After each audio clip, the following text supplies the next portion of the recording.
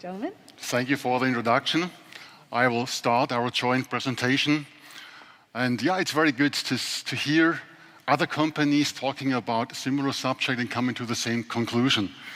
When I listened to Mirko from Kohn talking about business services and their migration of the network, you will see this is very much in line with our conclusions. So we want to talk about new connectivity. Rethink connectivity has been your subject. I don't know why it's going forward.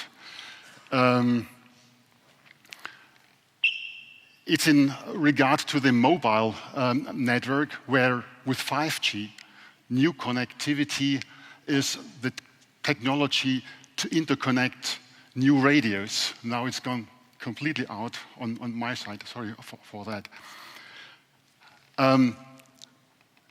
And with new radios, a lot of new capabilities come into networks. We see today there's already in South Korea, for example, 3 million customers connecting to 5G networks. There is in Switzerland, at the end of this year, already 90% coverage of 5G. So why do we start now to talk about new connectivity? Reason is, today, the mobile 5G networks, which are in service, are non-standalone architecture. Means you have a 5G new radio connecting into a 4G network, 4G evolved packet core network. With the next release of 5G, and with moving the core also to a 5G core, a lot of new capabilities will come.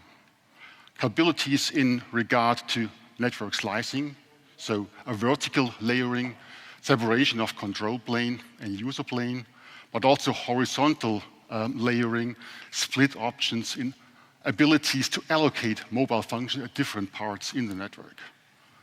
This will give a lot of flexibility. This will impact the connectivity network. This requires action. Otherwise,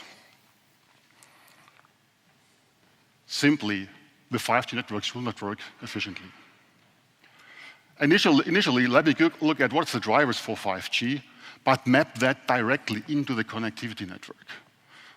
Good for the 3GPP to see that on the left-hand side, there's a survey done end of last year. What is the key services for 5G? Conclusion is bandwidth, higher mobile bandwidth, which can be applied for video, but also fixed wireless access. Quite new services, connecting not people, connecting infrastructure, buildings. Bandwidth growth. MIMO, new spectrum, I'll come back to that.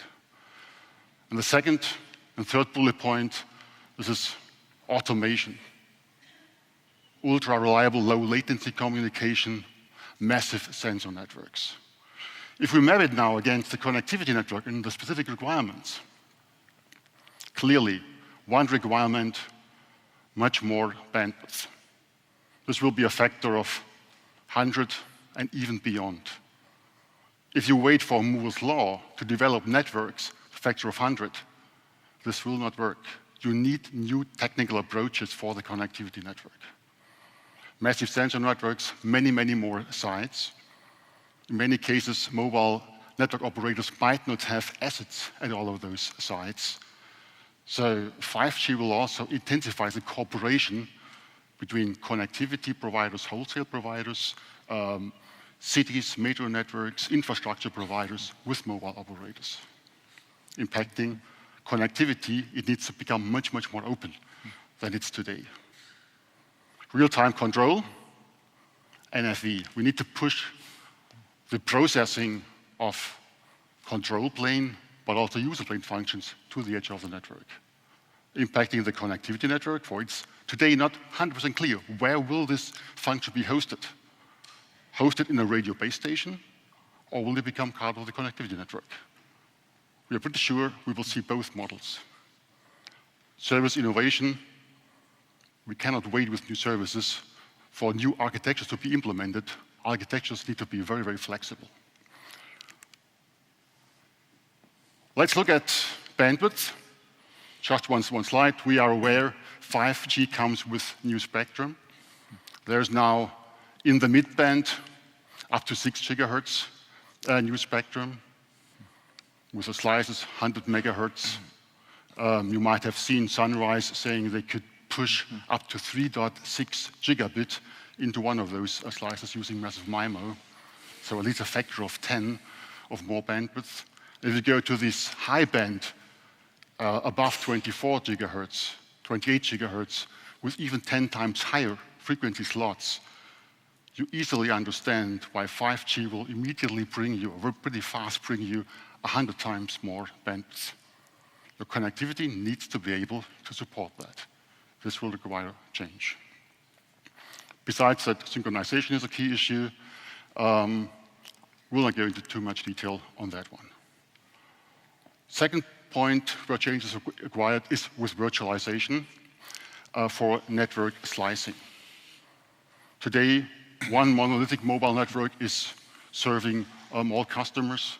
There will be a resource allocation to different customer segment, market segments for security reason, for avoiding an overspill of any effects from one user group into another user group. Requires fixed allocation of resources. In the mobile part, virtualization. In the connectivity network, here we have well-known technologies. Virtualization is not new for connectivity networks. Even with SDH, we had virtual circuits, ATM virtual channels with IP MPLS, virtual private networks, segment routing, so virtualization technology. What will be new? The way how those slices are implemented. It will be through SDN control, open northbound interfaces in a highly automated way. Historically, manual ways of implementation will not work anymore. So this is the next key thing which impacts the connectivity network. Next thing I mentioned already is if it goes to very low latency services, which we will see, haptic services, automation, aiming at 1 millisecond. This requires pushing the hosting capabilities of control plane as well as user plane functions to the edge of the network. To some extent, this offloads the connectivity network. The question is, where are those server resources hosted? Part of the connectivity network, part of the mobile network, or the radio base station. I guess we will see both options. As part of the connectivity network, it impacts the connectivity network. It makes it add some additional complexity, however, potential for additional revenues. So the third thing which creates significant impact on how you build connectivity networks for 5G for the future. Let's summarize on that slide, really mapping those new services. And those new services are very much not connecting people, but connecting things, infrastructures, buildings with high bandwidth, low latency, ultra-reliable services towards requirements of the connectivity network. And here you see the points I made. Disaggregation as a key technology to improve agility, speed by using hyperscale data center technologies now in the connectivity network. That's the focus of the second part of the presentation. Simplification by automation. This is where I refer to SDN control, network slicing, connectivity network. I talked about that one. Pushing hosting abilities to the edge, a key requirement, and synchronization. We will not go into too much detail for time reasons. How to make all this happen, how to make those technologies available in the connectivity network, it's quite some step of technical innovation. And here, in the center, you see the network optimized for future connectivity for 5G, but also fixed networks. This will be a general trend, highly disaggregated. Instead of a purpose-built switch router, it will be a white box switch with network operating system on top. Instead of a hardware-specific network element, it will be a white box server with virtual network functions on top. Instead of a vendor-specific WDM photonic transport system, it will be a highly disaggregated photonic transport system with terminals separated from open optical line systems. How does all this come together? By cooperation in open communities. It's quite a number, which target all of those different aspects. Specifications for white box switches, like handled by the Open Compute project. SDN technology as the integrating technology for all of those now disaggregated parts, work from ODL on us. Managing VNFs, containers, Kubernetes, OpenStack, ONF, OAF, interop activities, and very, very strong role now has the engagement of TIP. Telecom Infra project is bringing all those pieces together, and under their sponsorship, companies work together, integrate, test, evaluate, find out gaps, feed them back. That's the work where Telefonica and us work together. And with this, I would like to hand over to Oscar.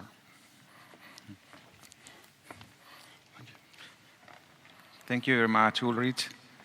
Now we've seen very nice things on where does the 5G connectivity goes. But we as operators need to prepare a network for that party that is coming. So how do we go from today's network to a 5G-ready network?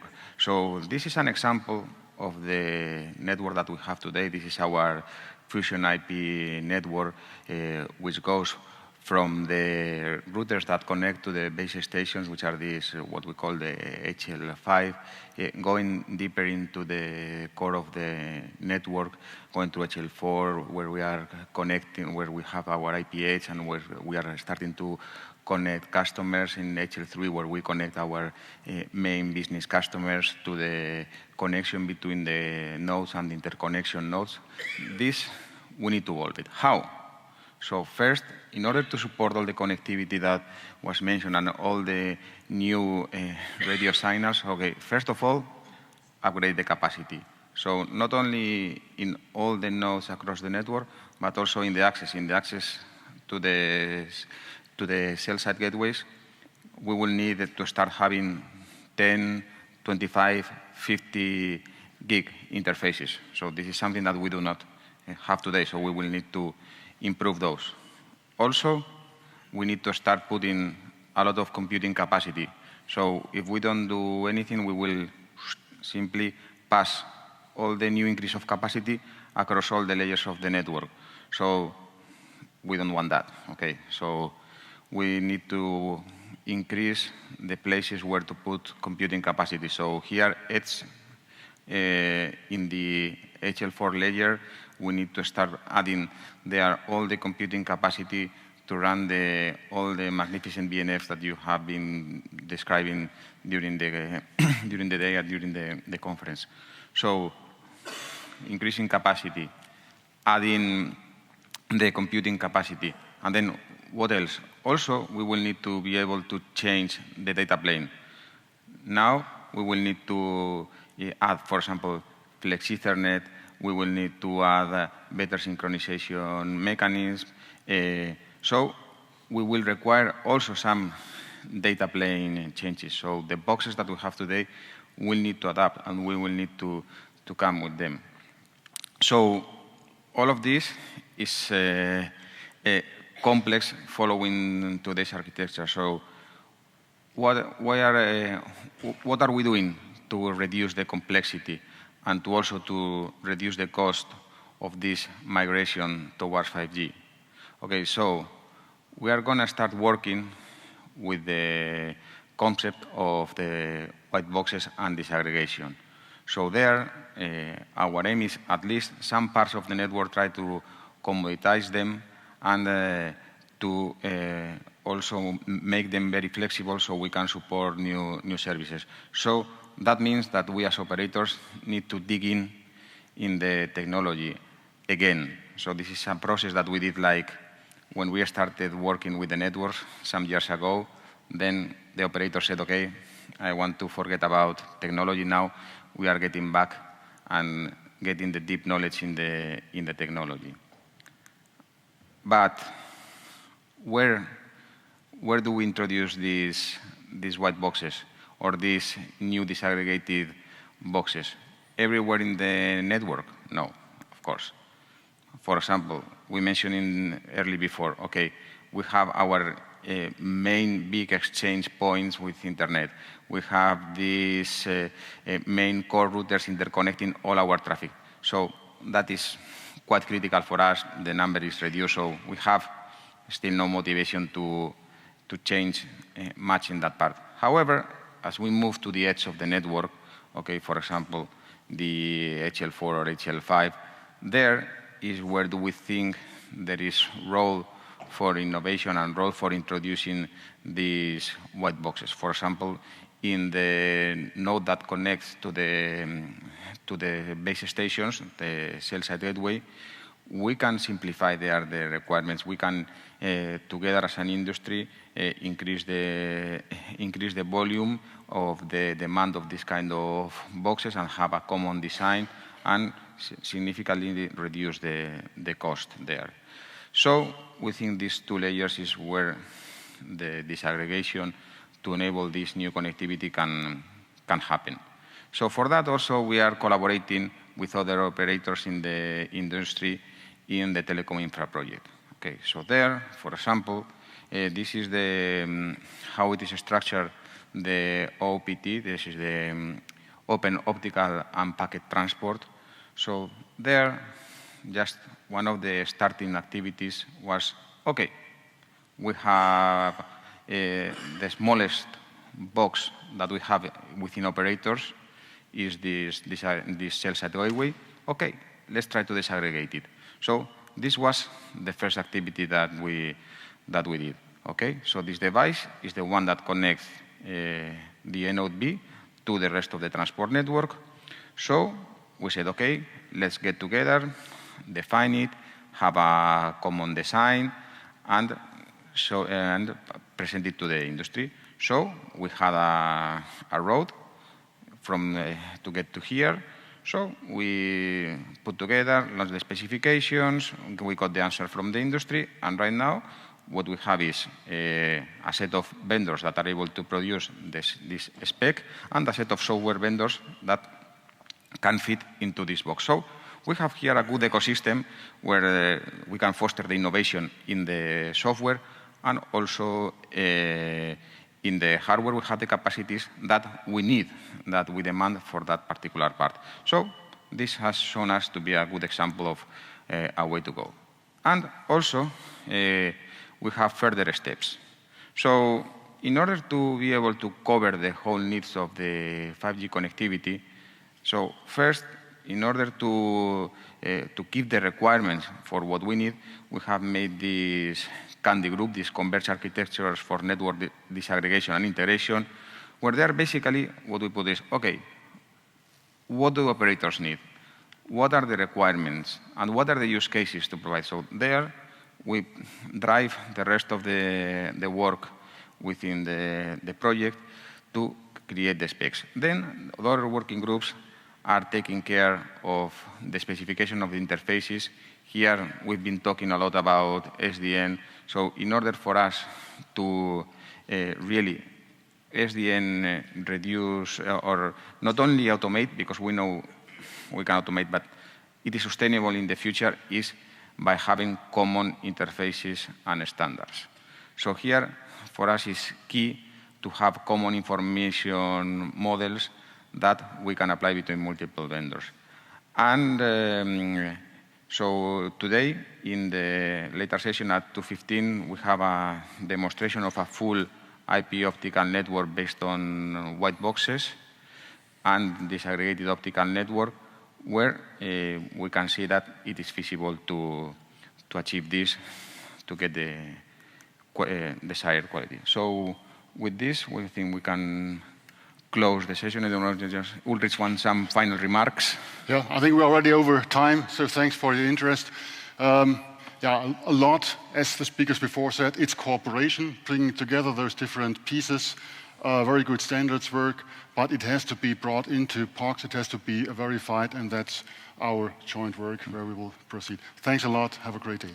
Thank you very much.